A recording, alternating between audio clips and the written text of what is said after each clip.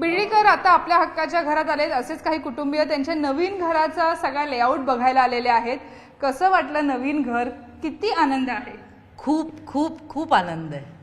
खूपच छान. सगळ्यांचं थँक्यू मनापासून, शासनाचे आभार.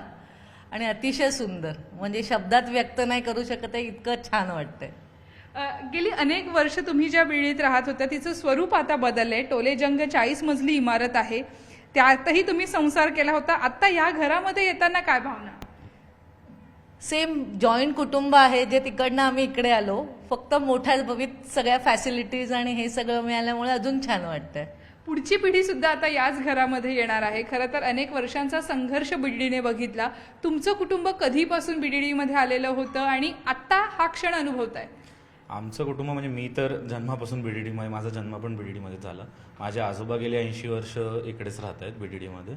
आणि मला आता नवीन घरात पण आता एक बघून खरंच छान वाटतं की कारण सगळं चांगले अत्याधुनिक फॅसिलिटीज दिल्या आहेत आणि आम्हाला अपेक्षेपेक्षा पार पाडून खूप जास्त आम्हाला अपेक्षित नसलेल्या गोष्टी पण त्यांनी आम्हाला उपलब्ध करून दिल्या. त्याच्यासाठी आम्हाला खूप बरं वाटतं आणि चांगलं वाटतं. तुमची पहिली पिढी जी मुंबईत आली, मुंबईत स्वतःचं घर केलं, ते बीडीडीचं घर आज बदललंय. ती बीडीडी चाळ आता टोलेजंग इमारतीमध्ये मोठ्या कॉम्प्लेक्समध्ये रूपांतरित झाली.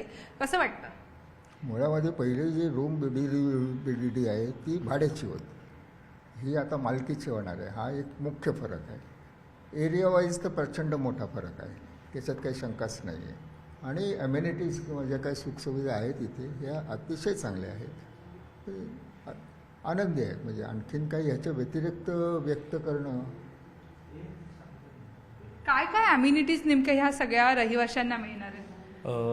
मेजर म्हणजे तर आपल्याला जे कचरा आणि ह्याचे डिस्पोजलचा मेन प्रॉब्लेम असतो की आपल्या मोठ्या जेवढ्या इमारती होतात तेवढं आपल्याला कचरा वेस्ट आणि खाली उतरावं की कसं करावं ह्याच्यासाठी त्यांनी प्रत्येक मजल्यावरती एक वेगळं अलोकेटेड त्यांनी ट्रॅश शूट दिलेलं आहे, जे डायरेक्टली ग्राउंडशी कनेक्टेड आहे. म्हणजे आपल्याला एक अर्धा जिना सोडून जास्त उतरायची गरज नाही, तेवढ्यातल्या तेवढ्यात आपलं काम होऊ शकतं. त्यांनी सोलार पॅनल्स सगळ्या ह्याच्यावरती लावलेले आहेत टेरेसवरती, जेणेकरून आपल्याला ते युनिट्स नंतर आपल्यासाठीच बेनिफिशियल, म्हणजे सोसायटीचे जे खालचे कॉमन एरियाज असतील तिकडे लाईट प्रोव्हाइड करू शकतात. ते सोडून अजूनही जे हे आहेत लाईट्स आहेत आपल्या हॉलवेमधले गँगवेमधले, ते त्यांनी मोशन सेन्सर ठेवलेत, म्हणजे जेणेकरून इलेक्ट्रिसिटी कमी वापरली जाईल. पण असंही कुठेही होणार नाही की आपण चालतोय आणि काळोख झाला किंवा उजेड नाही आहे किंवा असं कधीच होणार नाही. पण तेवढ्यातल्या तेवढ्यात आपल्याला ती जेवढी इलेक्ट्रिसिटी वाचवून चांगलं करता येईल ते त्यांनी केलेलं आहे.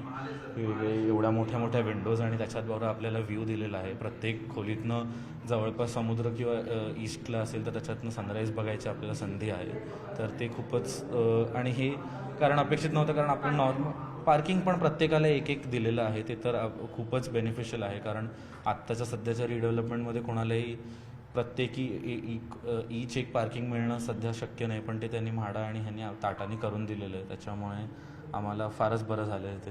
नक्कीच आपण बघतो की प्रत्येकाच्या चेहऱ्यावरती समाधान आहेत. विविध ॲम्युनिटीजनी भरलेलं आणि सगळ्यांना सोयीस्कर राहावं अशा पद्धतीचा एकूणच हा सगळा लेआउट आणि या इमारतीचं स्ट्रक्चर असल्याचं आपल्याला पाहायला मिळते. विनीस गणेशसह सुस्मिता बदाणे पाटील, न्यूज 18 लोकमत, मुंबई.